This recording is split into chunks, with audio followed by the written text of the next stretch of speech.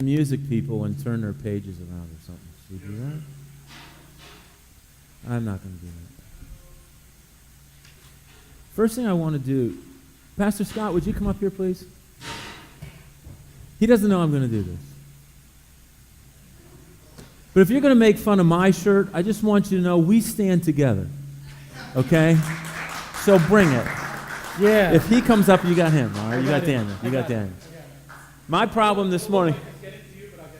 There we go. I can't speak for Scott. My problem, I woke up this morning, I didn't know what color shirt to wear that would match my pants. So I figured I'd just grab one that would match everything, right? One with as many colors as I could. Plus, I didn't want to hide up here. I wanted you to be able to really focus on me. How's that working? Yeah. Hey, don't make fun of the shirt. Seriously. You're rolling your eyes. You're laughing on the inside. That's awesome. That's good stuff. Laughing on the inside. I want to tell you a story. I'm Pete, by the way. It's nice to meet you. Okay. I want to tell you a story this morning about Sarah. Sarah was a senior on my soccer team, girls' soccer team. I was a varsity coach for 3 years, and Sarah was her senior year. She was excited about being a co-captain on the team, and she was a forward. If you know more than soccer than I do, you know that a forward plays kind of up on the line, and we're counting on that person to score a lot of goals. Our goalie blew out her ankle playing basketball. Right? I mean, I love basketball, but to blow out an ankle playing basketball during soccer season kind of messes things up. And we had no goalie.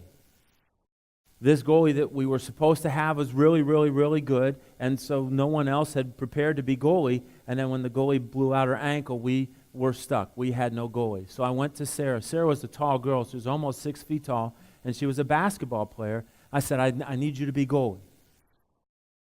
And before I could continue, Sarah reacted in a way that kind of threw me a little bit and impacted the way that I continued to coach girls after that. She started to cry. She legitimately started to cry. And so did I, almost. I'd never had an athlete cry like that on me before. And I said, Sarah, you play basketball. But I've never been a goalie, but you play basketball. Just instead of getting a rebound, catch a shot. The ball's smaller. It should be easier. I mean, I tried to do whatever I could to encourage her and try to get her to stop from crying. The point was I was trying to put her into a position that she had never been in before. I guess in a sense I was trying to make her something that she wasn't. Right? She was pretty upset about that. Her sister was on the team too. If there's anything worse than getting a girl upset, it's getting her sister upset as well, right? And so her sister was kind of upset with me at that time as well. But Sarah became a really good goalie. And she fought hard and she played well, and we won some games because we had a good goalie. And then Sarah ended up crying again later in the year when our goalie came back from her blown out ankle, and we put her back in goal and we moved Sarah back up front, and she was mad that she couldn't be goalie anymore, so that was kind of weird and tripped me out too. Do we often have times in our lives when people are kind of assigning roles to us? Have you ever had that happen to you where people are telling you, hey, I need you to do this, I want you to do that? It's not necessarily a bad thing. I don't think it was a bad thing that I did to Sarah. I spoke into her life. I created something new, something different for her, and it worked out fairly well, and I think that happens to us a lot in a positive way. And so because I'm like the teacher here today, I want to speak into some of your lives and determine your future. I'm pretty sure that can't go wrong. I need 7 volunteers. 1, 2, 3, come on, 4, 5, 6, 7. Come on. Yeah, go ahead, clap. It may be the last time you clap for some of these guys. And remember, you're on camera.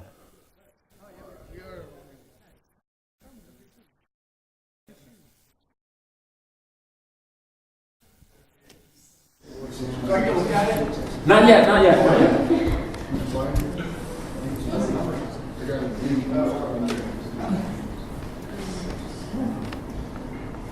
Oh, I need one more. I need one more. Big deal. Oh, no, I'm sorry. Well, I know that. Okay, we'll try that. We'll try that. Okay, all right. A. Who did I give A to? Okay, open that. This is my speaking into your life. That I am going to create this for you that I want you to be.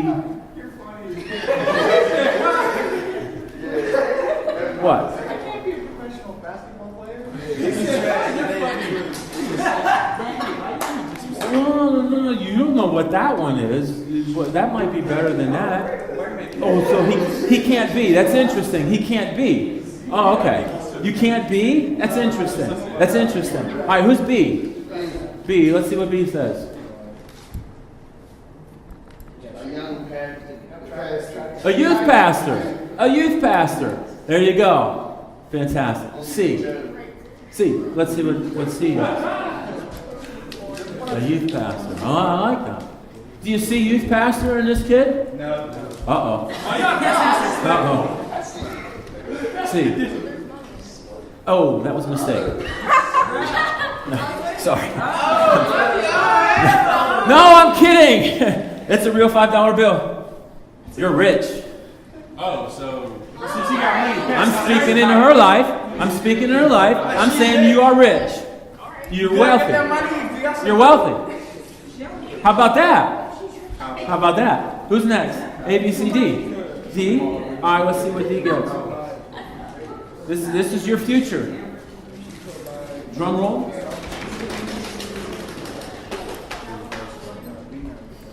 Valedictorian. I want to impress upon you how impressive that is, because if she had not been able to pronounce valedictorian, she probably wouldn't have become that. Right? What is valedictorian? I can't even say it. What is valedictorian? Yes? It's something like all A's. All A's, like higher than A's, which I didn't even know when I was in school you couldn't get higher than an A, right? So I said, 4.0, if that's all you can get, who needs that? So I got like a 2.8. If I'd have known you could get a 4.8 or something, I'd have worked harder, right? Okay, good, congratulations. So that's a high thing, right? Like you'll be the smartest one in your class. Are you already there? Or we're going to get there? Good. All right, A, B, C, D, E. Excellent, open that up, let's see. There's been some positive things here, other than Mikey's, right? Uh-oh. Hers unfaithful spouse. Ooh, cheater. Cheater. I'm sorry, but you know what? Not everybody has a perfect life. you cheater. I'm sorry about that. Not everybody gets perfect. I'm sorry. I maybe should have given people a chance to trade before they open it. Okay, that was E. F. Come on, man. Valedictorian. I had to look that one up to spell it correctly. I think I did. Drug addict. Why are you laughing? No, time out. Maybe, hopefully, you don't know someone in your life who is a drug addict. I clean baseball fields. I work baseball fields up in Brighton Heights. Someone left the bathroom doors open last week, so I went up in the afternoon when I started working on fields, and I went to clean the bathroom out, and there was a needle tucked behind the toilet. How sad is your life that you have to sneak into a public bathroom in order to get high? And for some people, folks, that's their life. That's their life. Somebody spoke into their life, and that's what they've become, a drug addict. I don't think you need to laugh at that. I mean, I'm sorry, but that's what you're going to end up with. What kind of drugs, by the way? Bad drugs. Could be painkillers, could be prescription painkillers, could be heroin, where you're shooting up all the time. Just, it's still bad either way. Yeah, but like you're trying to have like every day. Every day, all day. Every day, all day, every day, all day. Because that's what addiction does. It's not good. And then G, right? G, last one. Oh, it's kind of like, it could be positive or negative, right? We're kind of stuck right in the middle. You might not die. What you got? Drug dealer. Laughing at that. Yeah. Yeah. Yeah. Yeah. Good. Wow.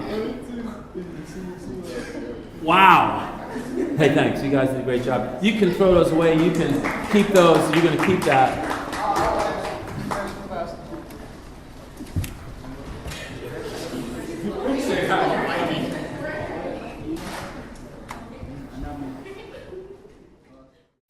I had a chance to speak into Sarah's life, and that was a positive thing. We tend to allow people to speak into our lives all the time, and I don't think we always allow only positive things to come into our life. And that's kind of what we want to look at today. Joe called me up and says, "Can you preach?" I said, "I can try." He said, "I want you to talk about our false identity and how God knows our false identity. These things that we pretend to be, these things that we fake to be in lots of different situations. And maybe it's because someone spoke into our life, right? I mean, I had all kinds of cards up here, things that I wanted to put out. Gang member, prostitute, right? Why? Do you think someone really is born and grows up, "Oh, I hope that when I grow up I can be a prostitute"? I don't think so. But for some reason, people speak into their lives and they start to listen to that and then they become it because of these false identities. So, of course, I did what any good Bible teacher does. When you're given a topic, you go to the Bible and you try to find verses to support what you're supposed to talk about. God knows our false identities. There is not a single verse in the Bible that says God knows your false identity. Like, oh, man, thanks, Joe. So we may as well just go home, right? Can I prove that God really knows our false identities? Yes. That's why they pay me a lot. Well, I got a donut and a cup of Kool-Aid, right? That's a lot.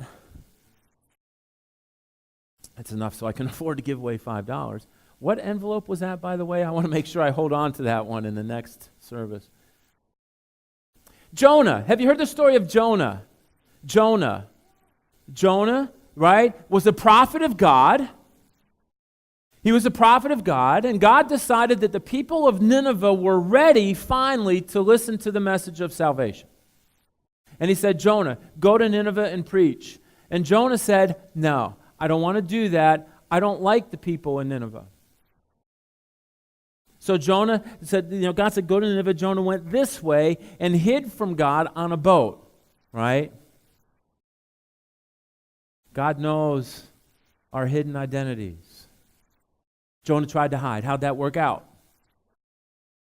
Yeah, God sent him an email, text, says, "Hey, dude, what's going on?" That storm came, and then the ship started tossing, and the people said, "Man, what's going on?" And Jonah said, "It's me. I tried to hide from God, and if you just throw me into the water, the storm will go away." So they threw him in the water, right? I'd have done the same thing. And the storm ended, and the whale swallowed Jonah and then spit him onto the sea after 3 days. I said, "Come on, Pete, that's kind of a stretch." Okay, maybe so. In the New Testament, Jesus had been walking from one town to another. He was tired, thirsty, so he stopped at Jacob's well to get something to drink. A woman came up, started talking to Jesus. "Can I get you something to drink? Because you don't have anything there to pull water out of the well." And Jesus said, "You know what? I have water that you'll never need to drink again. Why don't you just take some of my water?" And the girl kind of flipped out about that. She didn't understand quite what Jesus was trying to talk about. The living water, right? And Jesus did some explaining to this woman, and the woman tried to do some explaining to Jesus, and I'm thinking to myself, I'd let him do the talking, right? Jesus finally said, "Why don't you go back, get your husband, and come back, and I'll do some more explaining." And the lady said, "Well, I don't really have a husband." And Jesus said, "That's right. You've had 5 husbands, and the person you're with now, you're not married to." Jesus knows your hidden identities. There's no verse in the Bible that specifically says that God knows your hidden identity. God knows when you're faking it, but He does. That lady tried to get away with it. "No, I'm not married. I don't have a husband." If she'd have said that to me, she'd have gotten away with it because I'm not God. But she said it to God Himself. And Jesus said, that's right. You're not married now, but you've been married 5 times, and the person that you're living with now, you are not married to. Now go get him and come back. If you continue to read the story, it says lots of Samaritans got saved because of that woman's testimony. God knows your hidden identity. So when people speak into our lives and try to give us that identity, we relate to that. It's almost like a resource, an instigation. We try to shoot for that. It becomes a goal for us.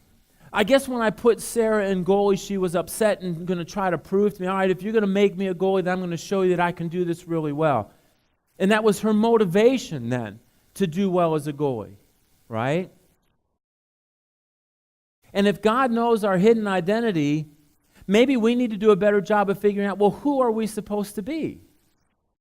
Who am I then? Instead of trying to fake it, let's be real. And so part of what our job needs to be is to determine, who am I? What is my identity supposed to be? What should inspire me? What should drive me? What should fulfill me? Does the Bible speak to that? What is my identity supposed to be? Let's take a look. I think we have some verses that we can show on the highlight reel here. John 1:12. Yet to all who did receive him, to those who believed in his name, he gave the right to become children of God. The Bible says I'm a child of God. We sang songs this morning. We talked about the Father. You're a good, good Father. What does a father do? A father takes care of the child. That's who we are. That's my identity. Right? Next verse. He predestined us for adoption to sonship through Jesus Christ in accordance with his pleasure and will. Ephesians 1:5. Predestined means before we were even born. That was mentioned this morning as we were singing. Before we were even born, God had already a plan for us. Adopted. What is the point of adoption? It means someone who needs a family gets picked for that family. God picked us. That's my identity. Picked me. It's not like that Little League baseball team, right, where they're picking teams and you're the last one standing there, no one wants to pick you. Right? That's not what God did. God reached down and picked us out. That's what adoption is. Hey, you need a family. I want you on my team. Next verse. So God created mankind in his own image. In the image of God, he created them male and female. He created them. God created you for a specific purpose. Right? We are created by God. We are children of God. We've been adopted by God.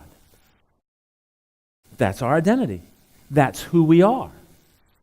Right? Next verse. Before I formed you in the womb, I knew you. Before you were born, I set you apart. Kind of like I did for Sarah. Hey, you're going to be my goalie. I'm the coach. I get to make those decisions. You're going to be the goalie. I don't want to be goalie. I don't care. God does the same thing for us. He set us apart for something. We've been specially selected by the coach. Are you starting to get a picture of where we belong?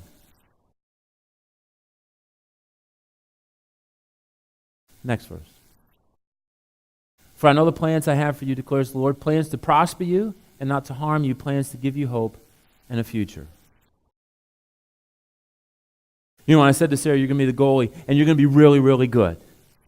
I understand a little bit of what Sarah was thinking about. If she had remained the forward on the soccer team, she would have been really good. She's a big girl, she's a fast girl, a strong girl, she would have scored goals. She would have gotten her name in the paper. She'd have made all section, maybe even a college scholarship, who knows. She was looking forward to that. And now I put her in a different position and I'm messing up her plans. But I know the plans that I have for you. You're going to do really well in that position. You will be a fantastic goalie. God's doing that with us. I mean, I got lucky, okay? God doesn't get lucky. God is God. And he says, I have plans for you, plans to prosper you not to harm you. Right? I think there's another verse. But you are a chosen people, a royal priesthood, a holy nation, God's special possession, that you may declare the praises of him who called you out of darkness into his wonderful light. In fact, there are over 90 different verses in the Bible that explain who we are in Jesus Christ, what our identity is in Jesus Christ. And Pastor Joe said he's going to be talking to you more about that next week because that's our true identity. I had to touch on it this week because there's no way to talk about how God knows our false identity if we don't know what our true identity is. God gave me that identity. See? That's how he knows what I'm supposed to be. I think the next slide, I've got them right here. It's like a PDF file. It just keeps on going and going. You look here, and then there's more over here. It's a long, incredible list that you should probably memorize. I remember a skit a long time ago on Saturday Night Live with Michael Jordan. Have you heard of Michael Jordan before? Right? Michael Jordan, arguably the best basketball player ever to have played the game, right? 6 NBA championships, a baseball career that wasn't very good, but still, right? He's on Saturday Night Live, and he's sitting down with this self-help guru guy. Obviously, it's a skit. And he says, like, Michael, you need to feel good about yourself. And he had Michael just say things over and over like, I am Michael Jordan. I am good. I can do this. And then Michael would sit there with this big grin on his face because he's trying not to giggle and laugh, right? What's that? Yeah, have you seen it? It's funny, man. Michael's like, I'm Michael Jordan, and I am good, right? And it's just like you're sitting there humbling, and of course you're good. You're Michael Jordan. And that's who I am in God. God gave me all these things. I'm a child of the King. Why? Because God said I am. God created me for a special purpose. And that's how I know that he knows when I'm faking it. I can try to sneak out the other side, do something else, pretend that I'm something else. My wife might not know. My kids might not know. You certainly wouldn't know. Pastor Scott might know because he's pretty keen on those things and we've been close friends for a while. Pastor Joe probably wouldn't even know. He left, in fact. But God knows. How do I know that God knows? Because he gave me all those things. He made me that way. He created me for a special purpose. Bible doesn't say that God knows my hidden identity. But I know that he does because he knows what I'm supposed to be.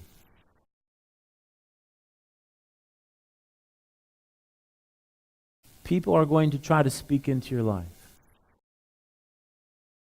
Sadly, in negative ways. They're going to try to bring you down, pull you down, push you down, stomp you down. Because if they can make you as miserable as they are, then they don't feel as miserable.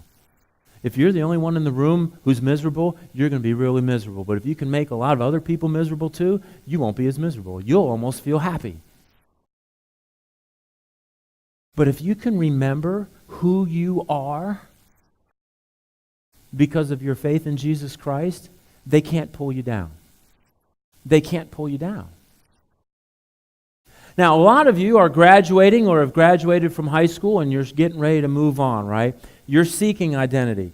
Should I be a teacher? Should I be a banker? Should I be a lawyer? Should I be a doctor? And you're going through all that.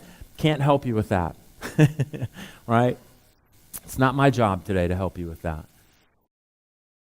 But give me a call, send me a text. Let's get together over lunch. I'd love to sit down with you and talk to you and pray with you, and we'll do some searching. I mean, what do you love to do? What excites you? When you wake up in the morning, oh boy, I wish I could. Okay, maybe consider that as a career. Right? There are people here in the church who are trained in that type of stuff. Pastor John Stanko does the Purpose Quest. He's made a career out of helping people find what they're supposed to be in life. That's not what we're talking about today. We're talking about our identity as Christians, as believers in Jesus Christ. When you look at some of the things that we pointed to up here, a youth pastor or a drug addict, someone who's rich and wealthy financially, someone who cheats on a spouse, people in every kind of walk of life, all kinds of different things going on. But the one thing that never, ever changes is who we are in Jesus Christ. My identity as a child of the King, that makes me a prince. You'd be a princess, just helping you out. A child of the King. And everything that goes along with that, that's who I am in Jesus Christ. And if I can always remember that, if I can always keep that in mind, I won't be pulled and pushed and torn in all those directions that can cause harm and trouble in my life and the lives of those people around me. God knows when you're faking it. He knows when you're faking it. Because He knows who you're supposed to be. I had a kid one year that wanted to be a third baseman. He wanted to be a third baseman. I had 4 third basemen. I said, you can play the outfield. I don't want to be an outfielder. So why don't you go play the outfield? I don't want to be on a third baseman. Okay, fine. So he sat the bench because he wasn't a very good third baseman. But he could have been a good outfielder. Plus, you only need 1 third baseman. You need 3 outfielders. See? We have an identity in Jesus Christ. That God has pulled us aside and set us apart for something special. That's who we are. That's who we are. And we need to focus on that. A lot of the songs that we sang this morning about worship and praise, and about putting Jesus first and keeping Him high and above everything else, comes down to our feeling about ourselves and who we are. And once we start to realize how awesome and special God has created us and how much He's put into us and what He's created us for, it's easier to worship Him and to give Him the praise that He deserves. So that's my challenge to you today. God knows when you're faking it, because He knows who you're supposed to be. As you're studying the Bible this week, as you're looking for special things, start looking for those 90 verses. Who am I in Jesus Christ? What is my life supposed to be about? I think we're supposed to be done. Wow, is that perfect? Let me pray for you. Heavenly Father, without You, I'm nothing. And some of the things that we looked at this morning, drug dealer and drug addict and unfaithful spouse, that happens to people because they get themselves in bad situations. But You've created us for something better than that, for a special purpose. God, I thank You that I am a child of Yours, a child of the King of all creation. And for those who are gathered here in this room who have put their hope and faith in Your Son Jesus, they are Your children as well. And Father, that is our true identity. And we look forward to next week when Pastor Joe talks more specifically about that. Heavenly Father, if there's someone here today who has not understood the idea of salvation, I would ask that You'd give them the courage to talk to one of the youth leaders, to talk to me, and to ask questions about what this salvation thing's all about.